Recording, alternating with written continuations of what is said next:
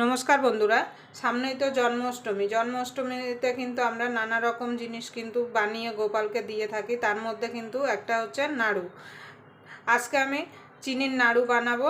কিভাবে আমি আজকে একটু অন্যভাবে চিনির নাড়ুটা বানাবো। চিনির নাড়ু কিন্তু সাধারণত আমরা চিনি আর নারকেল দিয়ে বানিয়ে থাকি, কিন্তু আজকে আমি একটু অন্যরকমভাবে চিনির নাড়ুটা বানাবো, যেটা খেতে কিন্তু অসাধারণ লাগবে আর মুখে দিলেই কিন্তু মিলিয়ে যাবে।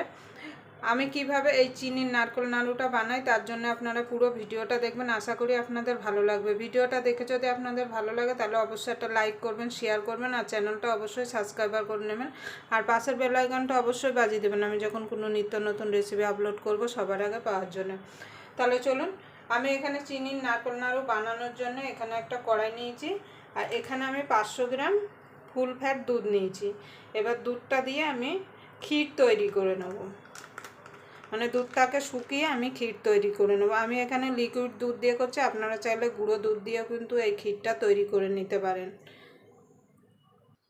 দেখুন বন্ধু, দুধটা ঢেলে দিয়েছি। এবার আমি দুধটাকে জাল দিয়ে মানে শুকিয়ে নেব।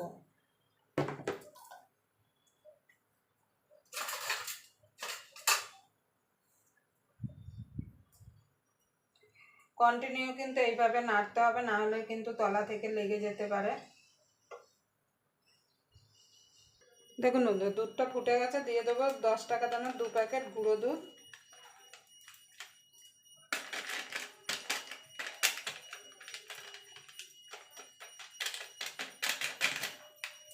এবার ভালো করে দুধের সঙ্গে মিশিয়ে নেব, যাতে কোনো রকম গুটলি না থাকে কিংবা দানা দানা ভাব না থাকে।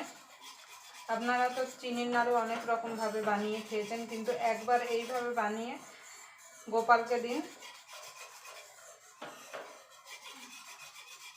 মনে হবে যেন চিনির নাড়ু খাচ্ছেন না, পুরো অমৃত খাচ্ছেন। মুখে দিলেই কিন্তু মিলিয়ে যাবে।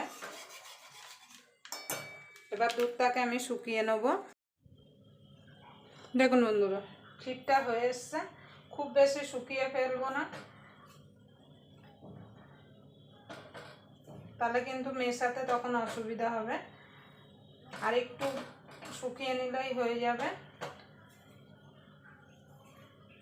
আপনারা যদি গুঁড়ো দুধ দিয়ে করেন একটু তাড়াতাড়ি হয়ে যাবে।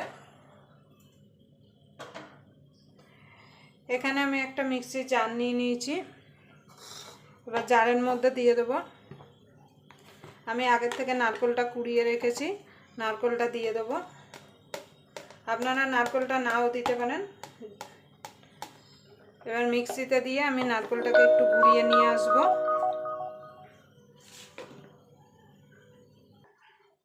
দেখুন বন্ধুরা, ক্ষীরটা হয়ে এসছে। এবার আমি নামিয়ে দেবো। দেখুন বন্ধুরা, আমি ক্ষীরটা নামিয়ে নিয়েছি, সাইডে রেখে দেবো। আর এদিকে নারকেলটাও আমি মিক্সিতে গুঁড়িয়ে নিয়েছি। এবার এরকম একটা বাটি নিয়েছি, এবার বাটি মেপে আমি নারকেলটা নিয়ে নেব। অবশ্যই কিন্তু যে কোনো কিছু একটা মেপে নিতে হবে।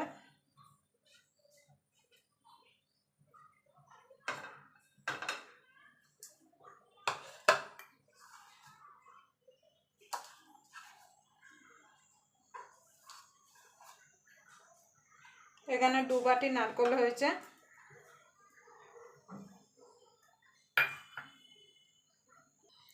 দেখুন বন্ধু, দিয়ে দেবো 1 বাটি চিনি,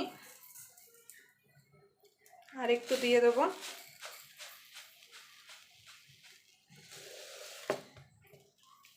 দেড় বাটি মতো চিনি দিলাম, 1.5 বাটির থেকে একটু কমই দিলাম।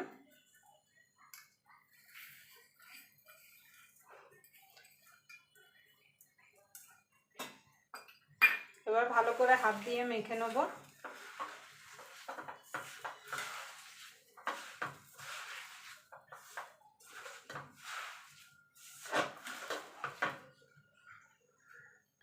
দেখুন বন্ধুরা, হাত দিয়ে মেখে নিয়েছি। গ্যাসটাও ধরিয়ে দিয়েছি।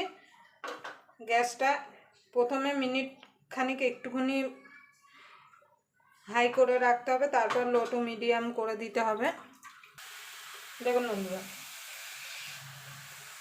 এবার গ্যাসটা আমি লো টু মিডিয়ামে করে দেবো। দিয়ে এটাকে ততক্ষণ জাল দিয়ে নেবো যতক্ষণ প্যান থেকে ছেড়ে না আসছে।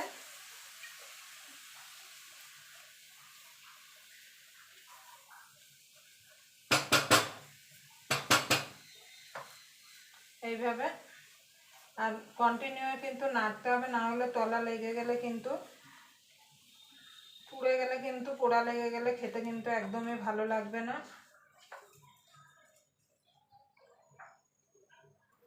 দেখুন বন্ধুরা, এদিকে চিনি দিয়ে আমার নারকোল নাড়ুটা পাক দেওয়া হয়ে গেছে। এবার যে ক্ষীরটা বানিয়ে রেখেছিলাম সেটা দিয়ে দেবো, সব দেবো না।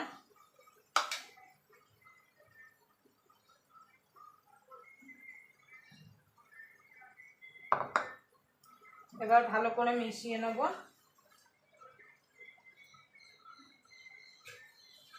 আপনারা তো নারকোল নাড়ু অনেক রকমভাবে বানিয়েছেন, কিন্তু একবার এইভাবে নারকোল নাড়ু বানিয়ে দেখবেন, খেতে যেমন অসাধারণ হবে আর মুখে দিলেই পুরো মিলিয়ে যাবে।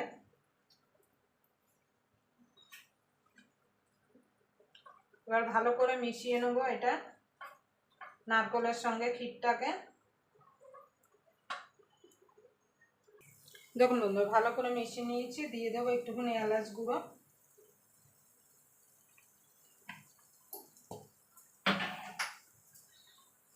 এবার এটাকে ততক্ষণ জাল দিয়ে নেবো যতক্ষণ কড়াই থেকে মানে প্যান থেকে ছেড়ে না আসছে।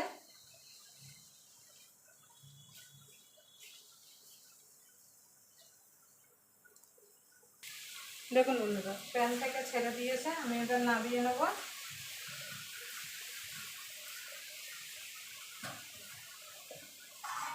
এখানে একটা থালা নিয়েছি, থালার মধ্যে নামিয়ে নেব। নামিয়ে এটাকে আমি ঠান্ডা করে নেব। ঠান্ডা বলতে মানে হাতে যতটা গরম ধরা যায়। দেখুন বন্ধুরা, ঠান্ডা হয়ে গেছে। একটা আমি পাকিয়ে নিয়েছি, দেখুন এইভাবে হাতের মধ্যে নিয়ে হাতে একটু তেল মেখে নেবেন, তেল কিংবা ঘি। দেখুন এইভাবে, দেখুন এইভাবে আমি সব পাকিয়ে নেব। আর একটা আমি পাকিয়ে দেখাচ্ছি।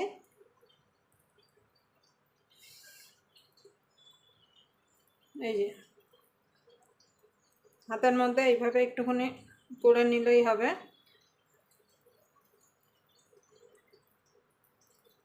দেখুন এইভাবে সবগুলো আমি পাকিয়ে নেব। দেখুন বন্ধুরা, সবগুলো আমি পাকিয়ে নিয়েছি। আর দেখুন দেখতে দেখুন কত সুন্দর হয়েছে। আপনারা এই জন্মাষ্টমীতে অবশ্যই এইভাবে বাড়িতে না চিনির নারকেল নাড়ু বানিয়ে দেবেন। একটা আমি করে দেখাচ্ছি, দেখুন কতটা সফট আর নরম হয়েছে। এটা আরেকটু ঠান্ডা হলে আরেকটু শক্ত হয়ে যাবে। দেখুন, আবার আপনাদের সঙ্গে কোনো নতুন রেসিপি নিয়ে দেখা হবে। ততক্ষণ পর্যন্ত আপনারা ভালো থাকবেন, সুস্থ